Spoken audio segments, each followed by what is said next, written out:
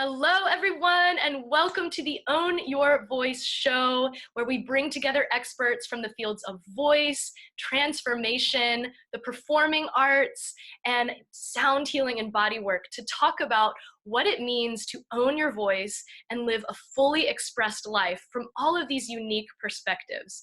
So today, I am so excited to welcome in my guest. His name is Ben Hammersley, and he is a podcaster, an artist, and a blogger with a passion for self-inquiry and self-discovery. He founded the site B is for Being, which is dedicated to sharing the most effective tools for authentic expression. So Ben, I'm so excited to welcome you to the show today. Thank you for joining us. Thanks so much for having me, Rush. It's an honor to be with you today. Yes, I'm so excited for this topic of self-expression and uncovering your authentic self. And I just want to share with all of you today that I think it's so perfect that our conversation, our topic is on authenticity and self-expression. And so actually right before we started this call, Benjamin and I were talking about, you know what, I'm feeling just like a little nervous about this, and it's great, it's perfect. And like, so we set the intention to really speak from our hearts and share vulnerably and authentically what this topic really means to us. So Absolutely. yeah, Yeah. so Ben, I'm so excited to really dive in. And the first thing that I would love to find your point of view on is what inspired you to create your site, B is for Being? Yeah. Well, I guess this journey started from quite a young age. But yeah, so I'll give a bit of backstory before I launch into why I started Beats for Being, because it's all going to make sense. I've dealt with a lot of self repression. I'm nervous right now. I deal with beliefs like I'm not good enough or people won't find me interesting enough. And that's caused me to self-censor quite a lot. Mhm. And so I might be thinking something, or I might really want to say something to a certain person and just stop myself from saying that. And over the years, that began to bother me more and more. And it was affecting things like relationships. It was affecting my creativity. I'm a naturally very creative person. And having these creative drives, I would start a project and soon after stop because I was so worried about what other people would think if I took it through to the end and released it to the world. So those were really common struggles for me. And it was around the time, sort of 2015, I was living in Germany, and a few big shifts started to happen for me. Namely, I realized I was uh, kind of communicating in very indirect ways to try and get my needs met, my unspoken needs. And those were needs I wasn't really giving a voice because I didn't feel like I was allowed to. And so my way of getting these needs met was really, to be honest, quite manipulative. Sometimes it would come across as quite passive aggressive. And these were sort of like personality adaptations. It wasn't like a personality disorder or anything. It was just ways that I'd adapted.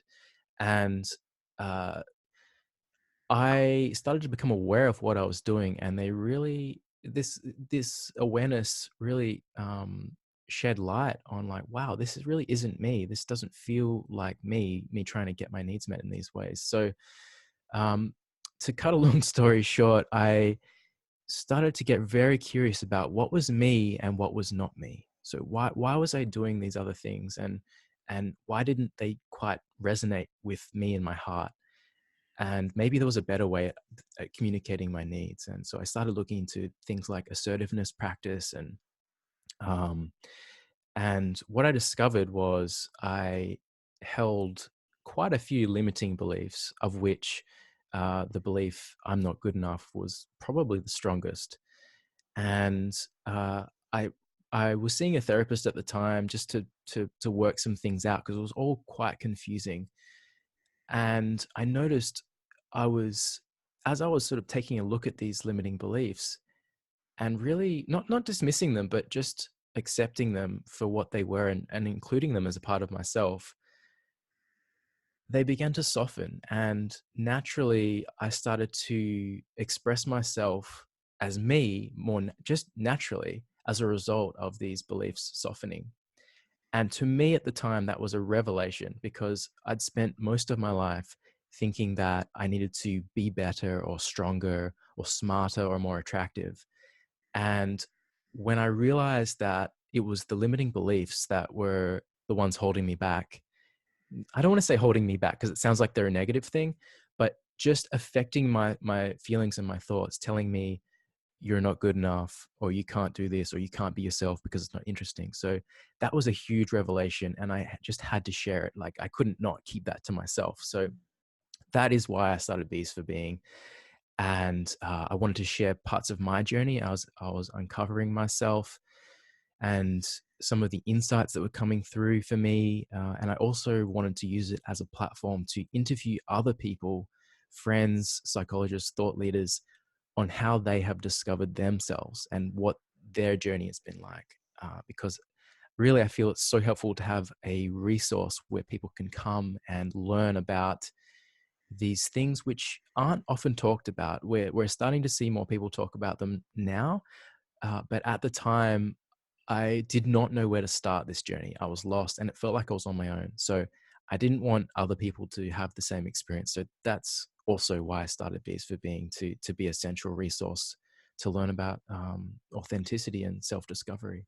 Yeah. Wow. Thank you so much for sharing that. I relate so much to that journey, and I'm sure so many of you listeners do as well, of that journey of discovering, wow, I'm holding on to these limiting beliefs that I didn't even recognize were probably not even true.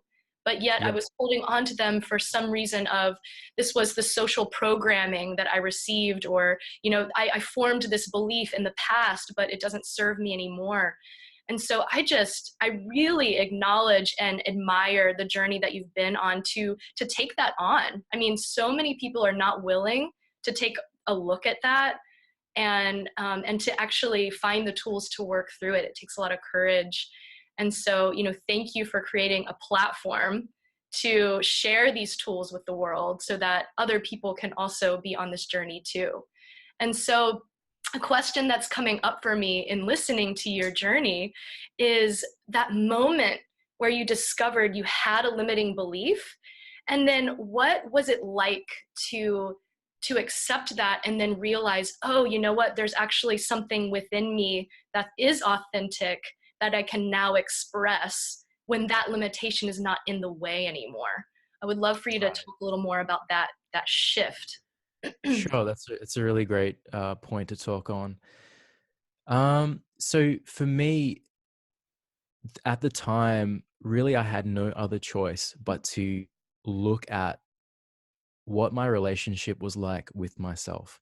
And I say I had no other choice because I'd reached a place where it had become so painful to myself operating in the way I had been. There was a lot of self criticism and even self hatred. It's a really strong word, but that's what was going on inside me. And I'd reached a tipping point.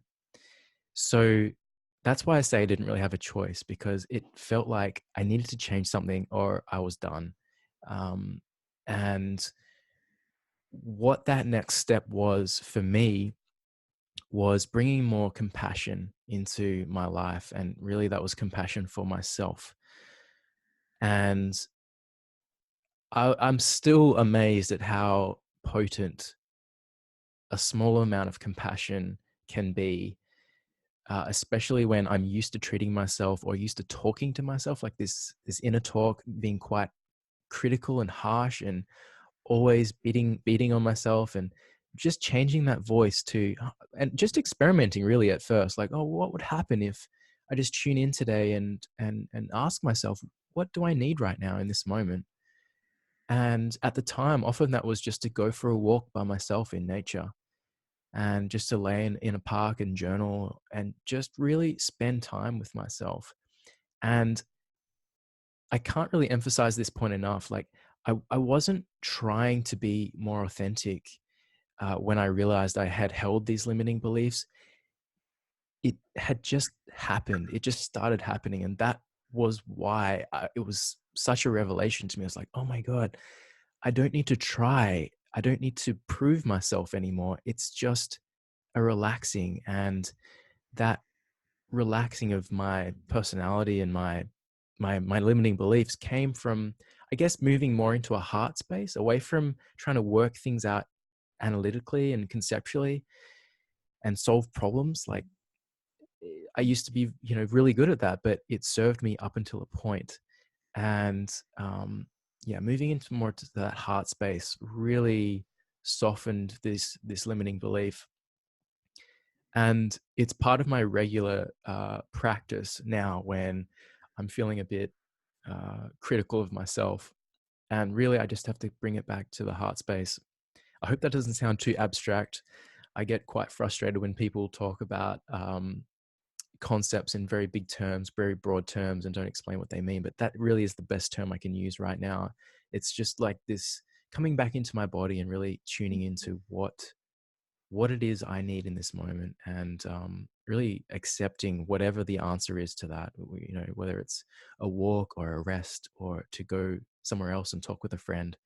Yeah, I hope that some of that makes sense, Rush. It does. It does make sense. Something that really stuck out to me in what you were saying is that moment where you basically allowed yourself, you gave yourself permission to have these thoughts. And what I see a lot in the personal development world is, is people and coaches saying, like, let go of those limiting beliefs, like, move past them, eliminate them, is kind of the message that I get from that. And then everything will be fine.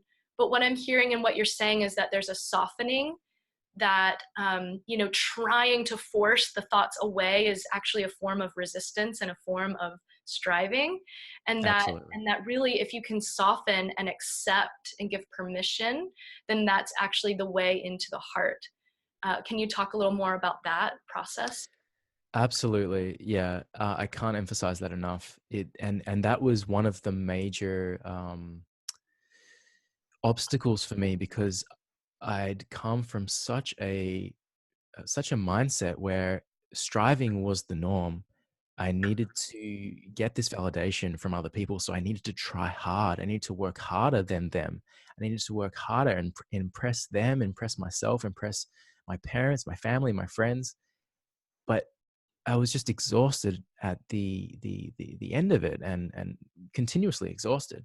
So I knew that couldn't be the way. But to if someone came to me and told me at that time, when I was trying to strive to be better and prove myself, and if they told me, Ben, just relax and be yourself, I would have also found it really unhelpful, Hmm. because it would have been so foreign.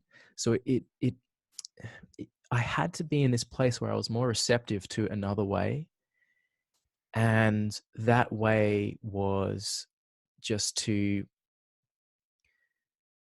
yeah. So I'm losing the original question that you brought to me, Rush, but it was that, just to I needed to just trust that being myself was enough.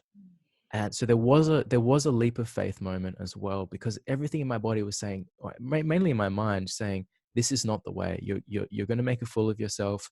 People don't like you for who you are. All of these negative voices got even stronger when I was at that tipping point. But then taking that leap of faith and being myself, even in small ways, uh, it just it started making more and more sense. Yeah, that's as best as I can describe it right now. Rush. I love that you're talking about it in the form of a tipping point. That's Mm, something that I really relate to myself. I mean, just I know that you're an artist as well, and I'm a musician and artist too. So like this really resonates with me when it comes to my music making. mm, Like for example, I will have these thoughts in my head of, if I just create this, then these people will like it, or I will be enough, or it will be enough. And I have it feels so real and it feels so logical, because that's something that I learned in the past, or somehow I adopted that belief. But then I love what you're saying about there's a tipping point. There's this moment of deep trust. Like for me, it feels like a risk to let go of of that and actually say, okay, actually, what is real for me to express? Like, what's in my heart? And can I actually trust that that is enough? And that's often the scariest part, but it's also the most rewarding. And to practice that over and over and over again, I think is Absolutely. I really resonate with what you just said about practicing it over and over again.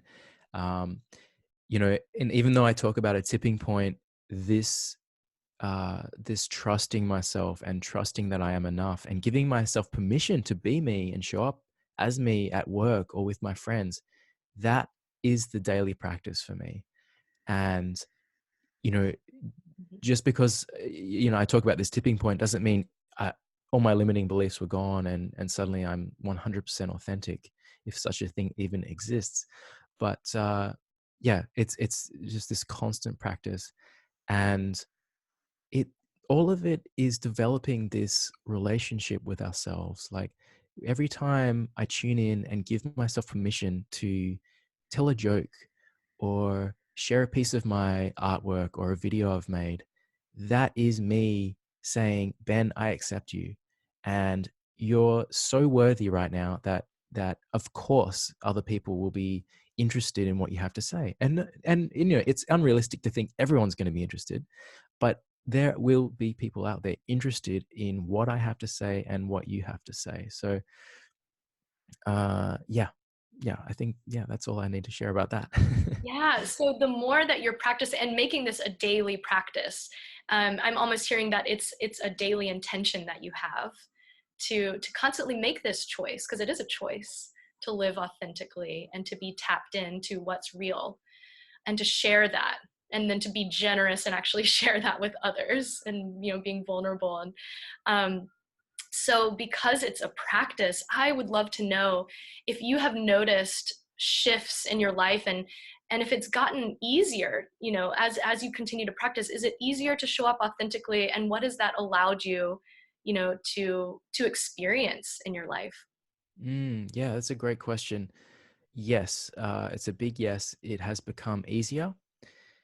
It's kind of like a muscle that develops as you know, when you're working out, or even a skill. If you're painting or making videos, it just there's like a momentum that builds up, and it becomes kind of like a muscle memory. So so how to explain that? Well, the things that it's allowed me to do is talk in public in front of many people, uh, to share my opinion without the fear of it being judged, and even if it is, to know that I'm okay and that I'm safe. Mhm.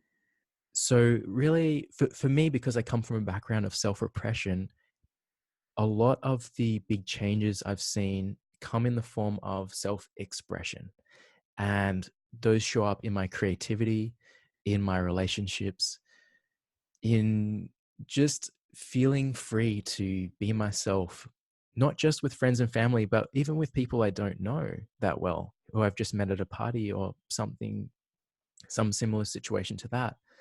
So for me, it's hard to talk about it as particular events that have happened, but if I was going to, like, it's a very bodily sensation. I feel when I'm being myself, and I feel at home and I feel comfortable in my own skin. I feel like I have space to be like when I was very self-repressed, I felt I had to make myself really small and kind of just to fit in. But when I feel grounded and give myself this permission to be within myself, it's like I'm not trying to overpower anyone, but there's a very gentle sense of like, I'm allowed to be here and my voice is allowed to be heard, just the same way as everyone else around me is allowed to be heard and deserves to be listened to. So those were some really, really big shifts for me, having come from such a self-repressed background. Yeah. Hmm. That's so cool to hear the way that you describe it as a sensation that you just feel it, and you just know when you're feeling that sensation. That's almost like your guidepost that you're being authentic. And so do you ever feel yourself like shifting out of that? And if you do feel it, then what tools do you use to then shift back into that feeling of being at home? Yeah, okay. So, yes, absolutely. I feel myself shift out of being authentic. And that sensation, I move more into my head and I feel smaller and I feel like I have less space. Even my thoughts happen faster, and I notice that my internal voice is a little bit more critical, a little bit more harsh, maybe more impatient. So, as you can tell, probably by how I'm describing these things, there's it's really helpful to develop a self-awareness practice. And when I say practice, I mean that can sound really boring, but just literally just tuning in at any given moment and asking, what am I feeling right now, or how am I thinking right now? And for me, that was really important when I noticed quite strong emotions or strong thoughts. And I guess I kind of trained myself to pay attention to what was going on internally whenever I felt such a strong feeling. Mhm. And just that practice alone has helped me quite a lot, just to tune in and give myself that period of time which I wouldn't usually have given, to pay attention and to listen to what it is that's going on first, and then what do I need to do about it, if anything. Mhm. So, an example of that is if I'm at a party and I'm starting to feel quite anxious or nervous, I can feel this feeling in my stomach. That's where I feel it. Then I might tune in and realize, okay, I'm feeling nervous. Okay. And I don't really have to work out why. It's just like, I'm feeling nervous. And what do I need right now? What can I provide myself right now? And that could be to move to a different corner, or it could be to leave the party. And whatever that answer is, I found that by providing for that need, that the relationship with myself becomes stronger as a result, because I've just shown myself I can trust myself to take care of my needs. And that has also been a very large part of this journey for me, and uh, me noticing these bigger shifts in expressing myself more freely. Uh, and it kind of makes sense when I think about it, because the safer I feel, the more free I'm going to feel to express myself, because I'm suddenly less aware of other people's judgments or criticism or making a mistake and looking silly. Like, those things don't matter when I know that even if they happen, I can take care of my needs. So I realized I just went off on a bit of a tangent, but I felt it was really important to share that little bit, because that's been a really powerful part of my journey to date. Yeah. Wow. That is really powerful. And I know that so many people, most people, really want to experience that feeling of freedom, that feeling of, yes, I know how to express myself. I know how to take care of myself.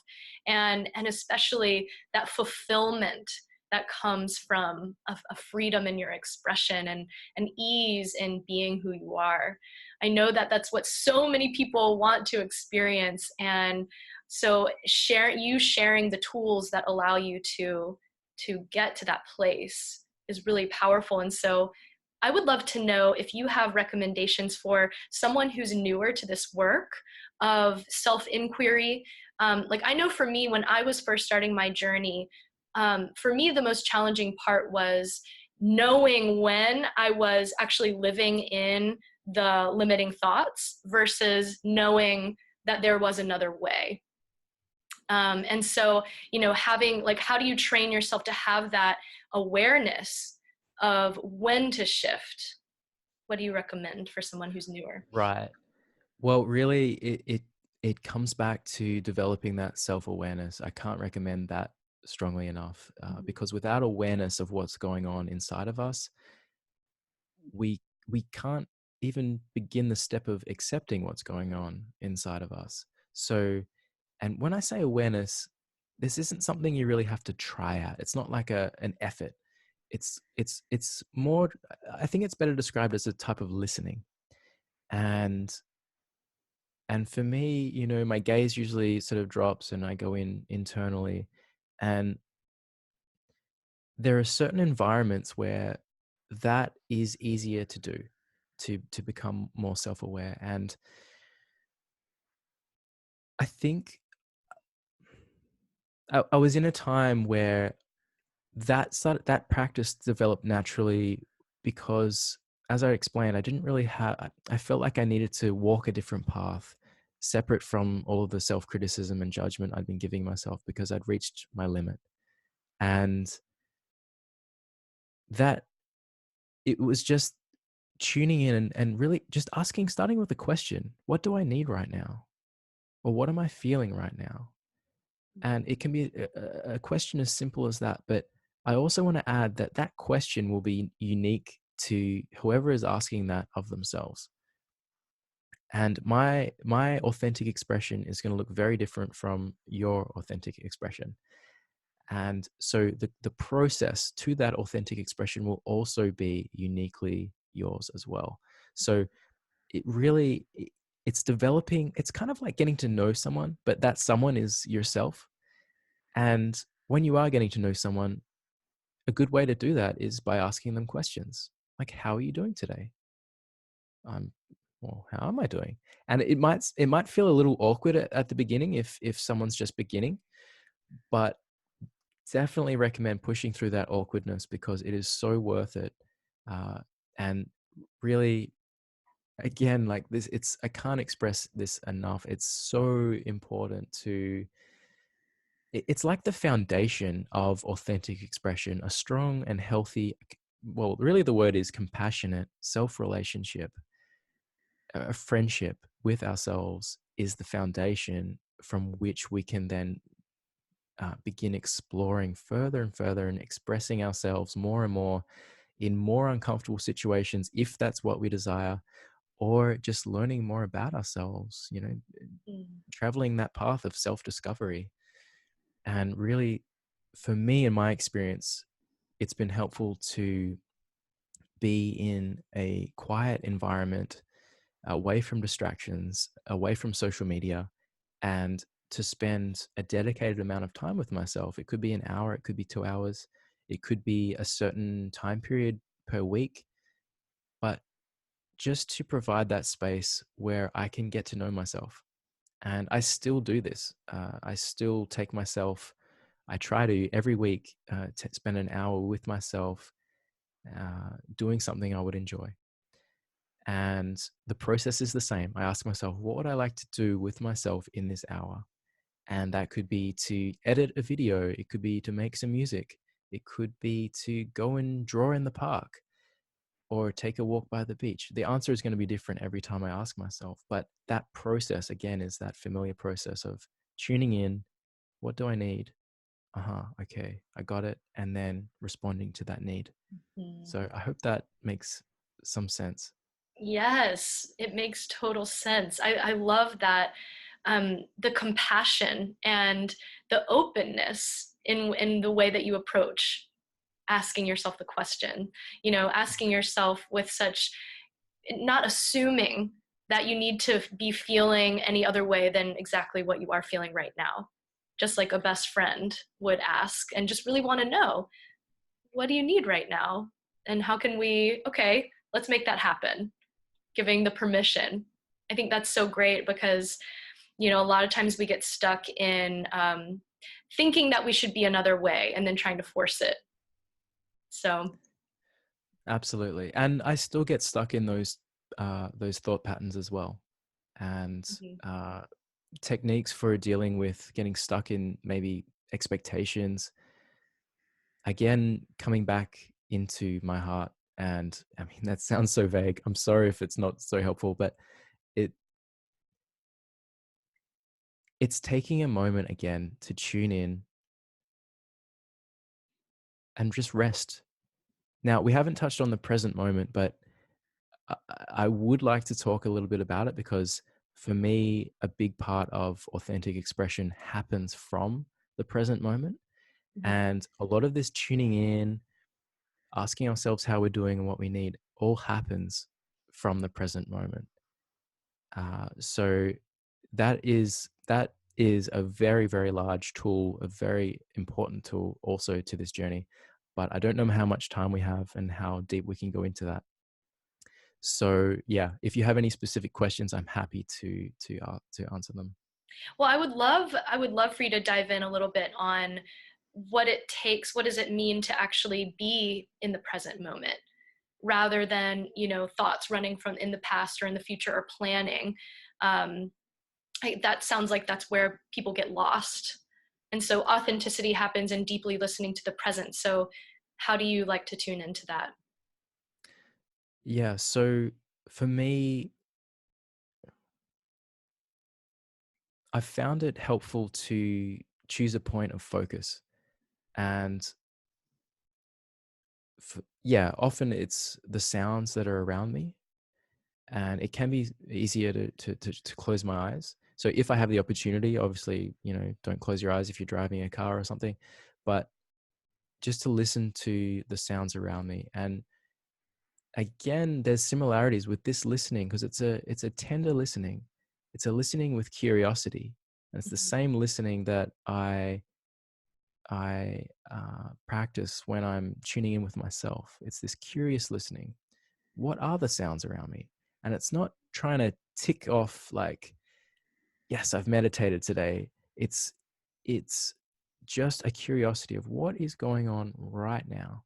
So I just gave the example of listening to sounds, but it could be what's happening in my big left toe right now, or what's happening in the other room.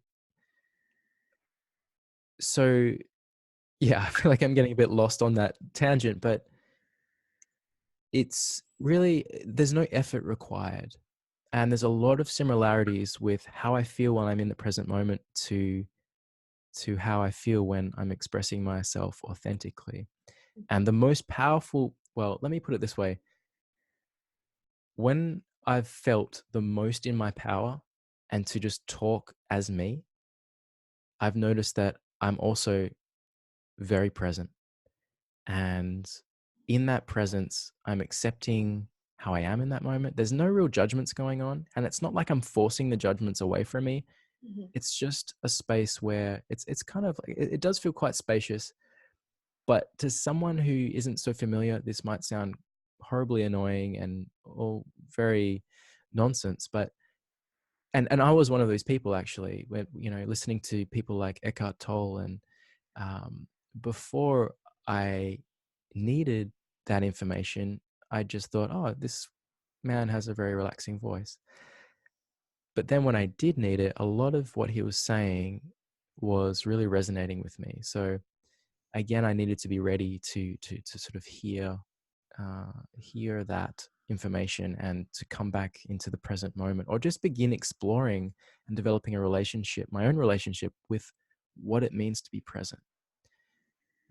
So yeah, that's going to be different for everyone, but it has a direct correlation and a direct benefit to feeling more at ease to be yourself, because in the present moment, these judgments, these limiting beliefs, they become very quiet.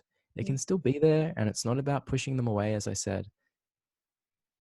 but there's a stillness in the present moment which allows them to be as well. And everything is held in compassion in that space. So yeah, I think I'm going to leave it there for that.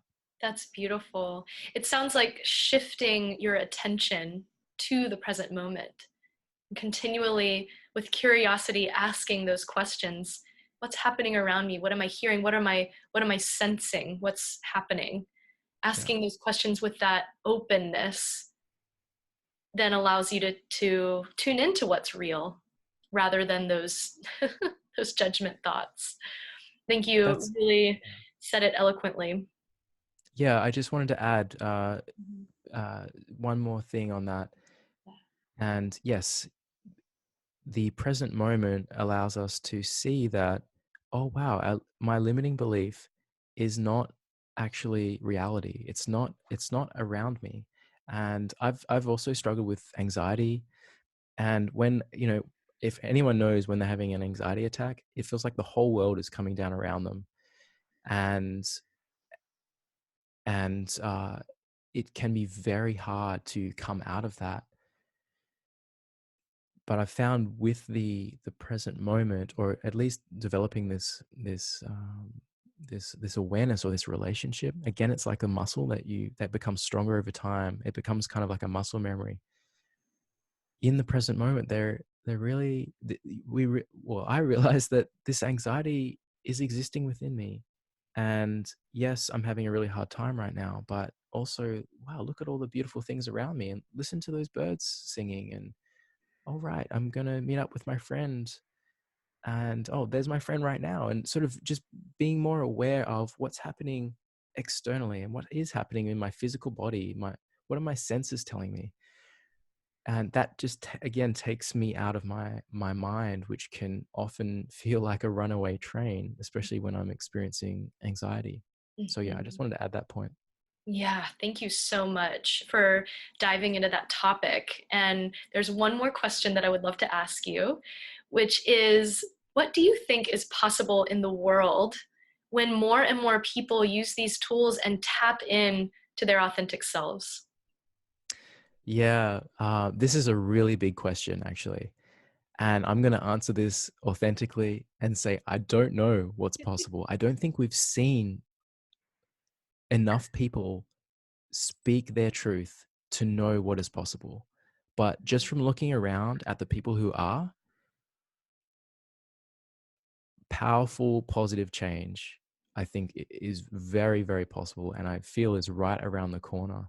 And when we talk about, all the things we've talked about, self-acceptance, self-awareness is the first step, and then self-acceptance, which is helps in softening these limiting beliefs, which in turn allows us to feel more free to express ourselves authentically. So if people are doing this, or if more and more people are doing that, practicing self-awareness and acceptance, I can only imagine that our communication with one another is also going to become more aware and more accepting.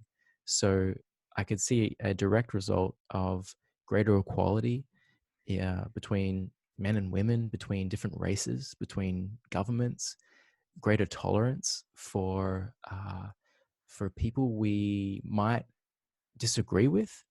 We might accept, like, wow, okay, they have a different point of view from me, but they don't deserve to be persecuted or ridiculed, just as I don't deserve to be persecuted or ridiculed. So really, I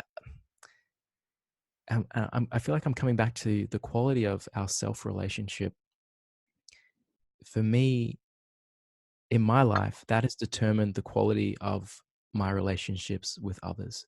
Mm. So, and I feel that's tied to this question, because when we start taking care of ourselves, tuning in, asking ourselves what we need, yeah, we have this great result of expressing ourselves authentically, but also we have this other result of accepting others for who they are and treating them with more compassion and more tolerance.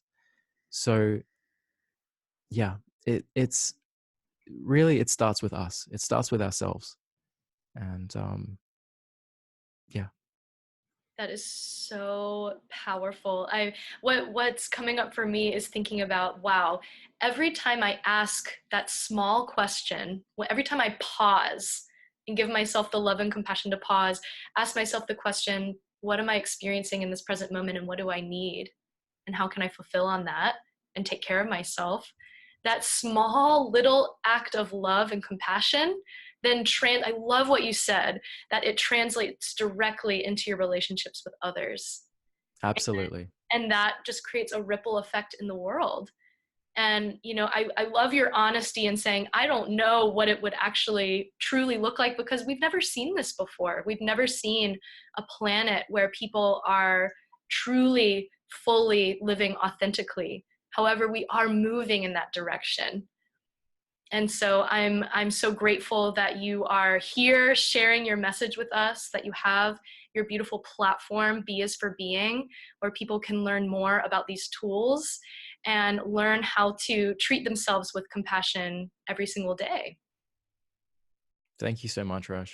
Yeah, thank you. And thank My you again pleasure. for being on the show. And I look forward to, continuing to follow you and your work and continue this conversation. Thank you so much, Rush. Yeah, I look forward to continuing this connection. Yes, absolutely. So thank you all again for tuning in, and I will see you next time on the Own Your Voice show. Bye.